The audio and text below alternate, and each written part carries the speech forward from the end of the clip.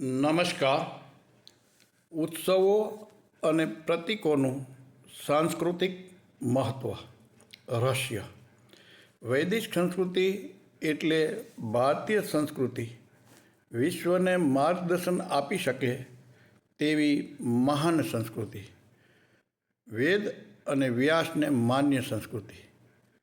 આ સંસ્કૃતિની શ્રેષ્ઠતા જો સમજી શકીએ તો વિશ્વની તમામ સમસ્યાઓનો ઉકેલ સાંપડી શકે તેવી આ સંસ્કૃતિ છે.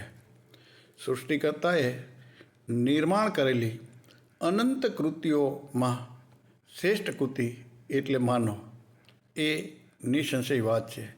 એટલા માટે તો શંકરાચાર્યએ કીધું છે કે જંતુનામ નરજન્મ દુર્લભ.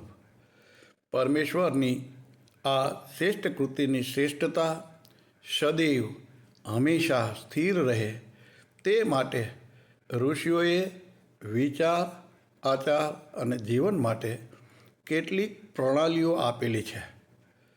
તેનો જ સંસ્કૃતિમાં સમાવેશ થયેલ છે. આ મહાન વિચારો દીર્ઘકાળ સુધી સચવાઈ રહે તે માટે આ વિચારોએ સૂત્રોનું રૂપ લીધું. આ વિચાર સૂત્રો જ કાળક્રમે પ્રતીકો અને ઉત્સવમાં પરિણમ્યા. તેથી આચારપાલન સહજ અને સરળ બન્યું. યોગ્ય અર્થમાં જો પ્રતીકો સમજાય અને ઉત્સવો ઉજવાય તો સંસ્કૃતિ કાયમ ધબકતી રહે.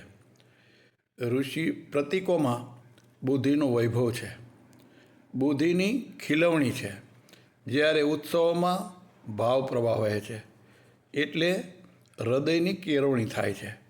ટૂંકમાં પ્રતીકો એ સંસ્કૃતિનું વિચાર વિજ્ઞાન છે. ઉત્સવો એ વિચારોને સહજ રીતે આચારમાં લાવવાની કળા છે.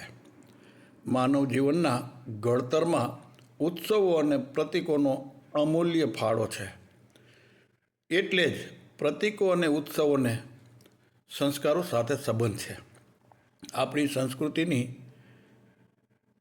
ઉત્સવો અને પ્રતીકોમાં રહેલા સાંસ્કૃતિક રહસ્યોને જાણીએ, માણીએ, જીવીએ અને તેની સુવાસ સમગ્ર માનવ સમાજમાં પ્રસરાવીએ તેના માટે શક્તિ, વૃત્તિ અને બુદ્ધિ ભગવાન સૌને અર્પે એ જ અભ્યર્થના સાથે પ્રાર્થના.